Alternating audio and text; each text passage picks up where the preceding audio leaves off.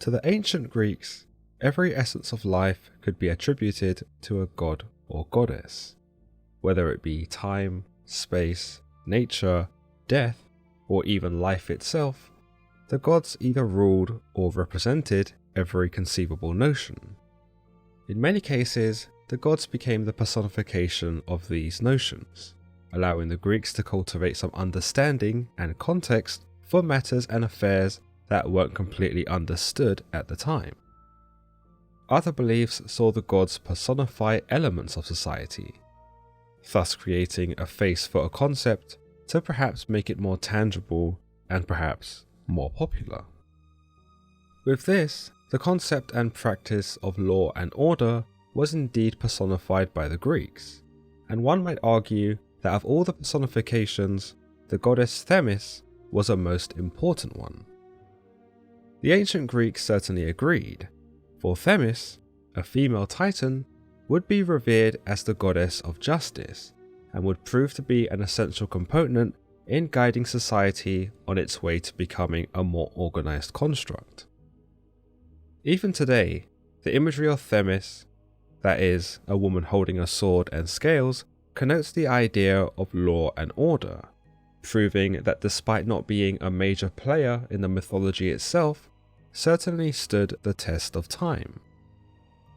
As is the case with the first generation Titans, Themis was born to the primordial beings Uranus and Gaia, and was one of the 12 siblings that shaped the origins of the Greek pantheon, most notably her brother Cronus, who set in motion the events that overthrew Uranus and established Titan dominion on the Earth. It is with Cronus' usurpation that saw the female Titans benefit greatly from such an insurrection, as under the rule of Cronus, each female Titan was handed a privileged position. As mentioned, Themis would become a goddess of justice, and was thought of as the Lady of Good Counsel, though it would be more accurate to say that she was the goddess of divine law and order. With this title, she would be considered to be a goddess who provided mankind with the laws by which they should live their lives, and set the rules for various engagements and customs. To the ancient Greeks, it was believed that she was originally an organizer of communal affairs between the humans, but that after the insurrection that saw Uranus dethroned, Themis was offered a much more grand responsibility. In this sense, the rules sent down by Themis were indisputable, on the account that they were actually divine, and therefore were simply above man to debate. It also provided man with the idea that the law was not just a man-made construct, but instead a construct implemented by the gods, that which was therefore sacred and unbreakable. Of course, rules were always broken by the mortals. In fact, the gods didn't always set good examples when it came to heeding the law. So in order to implement these divine laws, it is believed that Themis worked hand in hand with the goddess Nemesis, she who was the divine goddess of retribution and revenge. Ultimately, Themis laid down the rules to ward mankind away from hubris and wickedness. Whilst Nemesis provided the consequences to those who did not follow them, the very image of Themis, as discussed, screams order and justice, and we can see that by the scales of justice in which she carries, a scale being a tool used to balance items in equal measure. In essence, if you were in the favour of Themis, it's likely that you were in the right. As far as her name goes, Themis was believed to simply mean divine law, as opposed to being a more human decree. As mentioned, this meant that man could not break these divine laws so easily, and if he did, then he was in violation of the gods' intentions, and thus demonstrating both hubris and arrogance. Interestingly, it is believed that Themis originated from the Greek verb tithemi, a verb meaning put in place, furthermore suggesting that certain laws were indeed put in place by Themis, and thus were considered non-negotiable. Others believe that Themis simply meant a rite, custom, protocol, or some aspect of social order, but nonetheless, her representation seems unanimously associated again with the laws and order of mankind. But amongst the grand responsibility of divine law and order, Themis was also considered to be able to see into the future, and she was often associated as one of the oracles of Delphi. It was here that it was believed that she first spoke to the early humans, and using her divine voice was able to enable mankind with justice and morality, thus making them acknowledge the rules of hospitality, appropriate conduct, and the methods in which to make offerings to the gods. It is with her association with the Oracle of Delphi, therefore, that she would become to be revered as a prophetic goddess, and even maintain some authority when Apollo had taken over the responsibility at Delphi. In other legends, it was Themis herself who had built the Oracle of Delphi, or that she had been the first to receive it as a gift from her mother Gaia. With these ideas, her role as a prophetic goddess becomes even more profound, and it might be said that in this, she was indeed one of the first goddesses to peer into the future. We do see evidence of her doing this very thing as she is seen in Ovid's Metamorphoses, in the story of Diope, to warn the gods of a civil war in Thebes, as well as the disasters that would happen thereafter. In a more crucial tale, we see her warn Zeus not to marry the sea nymph Thetis, for his child with her would be so powerful that the child would usurp him. As a goddess who could see into the future, it comes as no surprise that she did not side with her brother during the Titanomachy, when Zeus faced off against Cronus in the battle for supremacy. Instead, Themis, amongst the other female titans, were considered to have remained neutral, which is why they were likely not punished in the same way their male counterparts were. Of course, another idea as to why none of the female titans were punished could possibly have been because Zeus fancied all of them.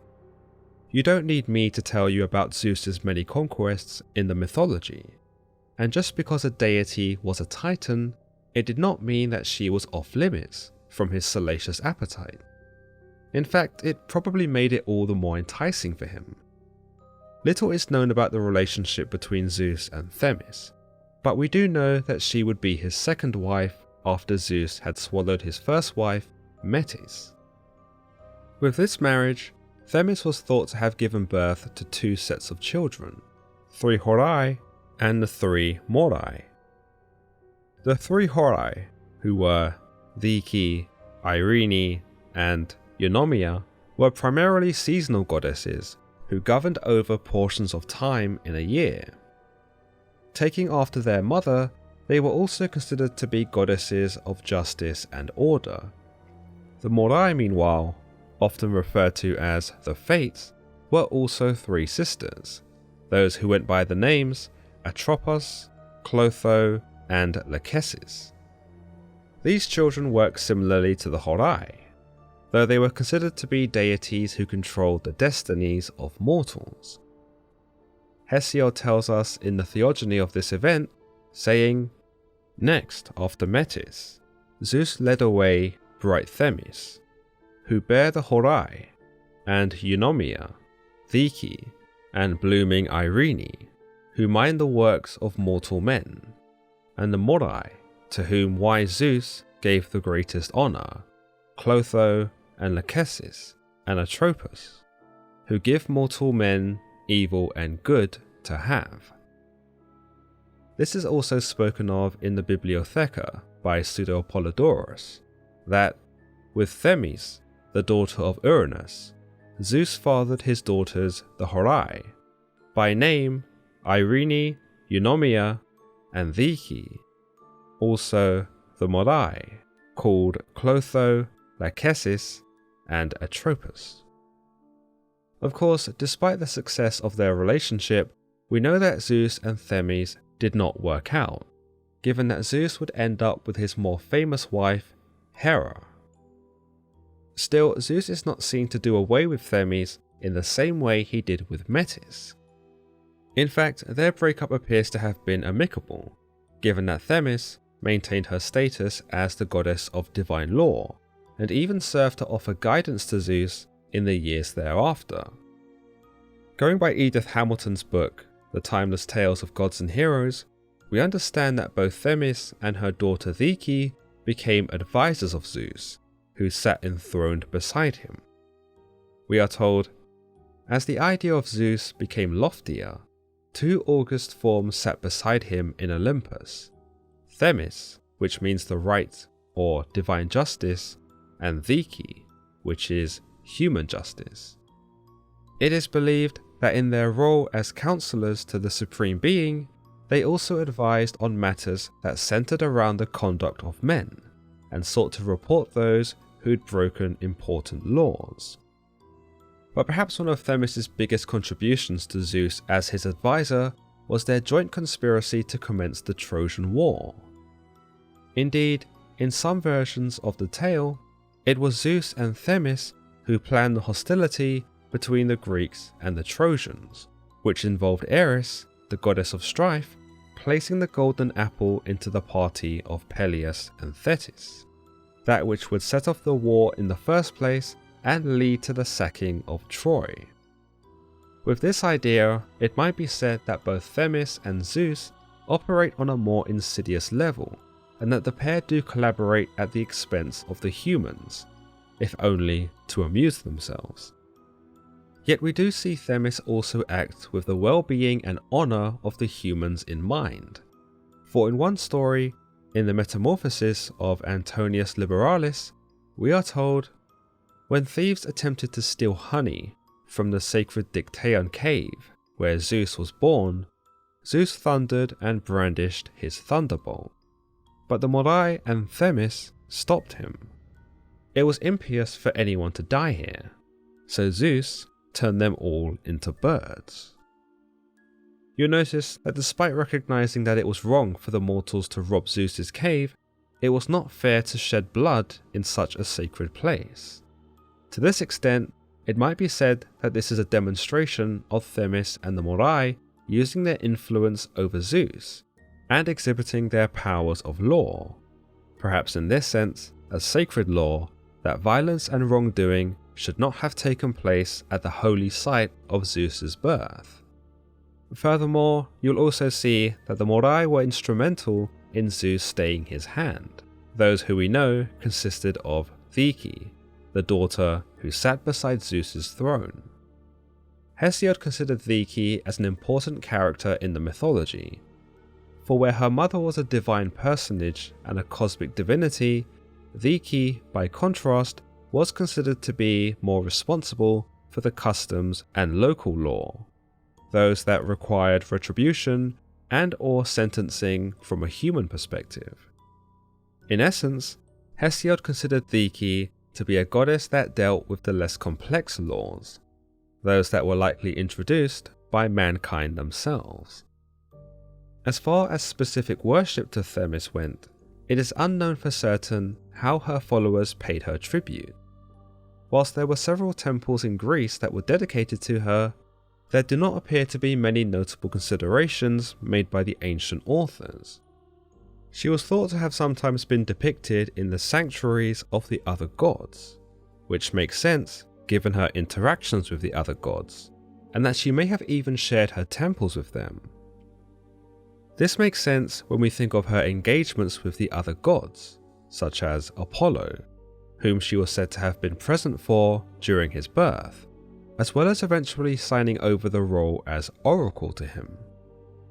We also see her play a role in Aphrodite's life, for when she was worried about her son Eros staying a child forever, Themis advised her to have another child, for love needed to be returned in order to grow. Throughout the mythology, Themis is seen to be a wise goddess who is approached for counsel, not just by Zeus, but by many others. It's likely that given this trait of hers, she was well liked in the pantheon, and so probably maintained a space in many of the other gods' temples. But let me know which Titan you'd like to see appear here next, and what you thought about today's installment of Greek Mythology Explained. As always, if you've enjoyed today's episode, then don't forget to give it a thumbs up, and don't forget to subscribe for more content just like this. Furthermore, if you like Greek mythology as much as I do, you might want to pick up a copy of our book, Greek Mythology Explained, where we retell a couple of our favourite myths and explore the meanings and themes behind them. With that being said, I hope you all have a good evening, and I'll see you in the next one. Until next time.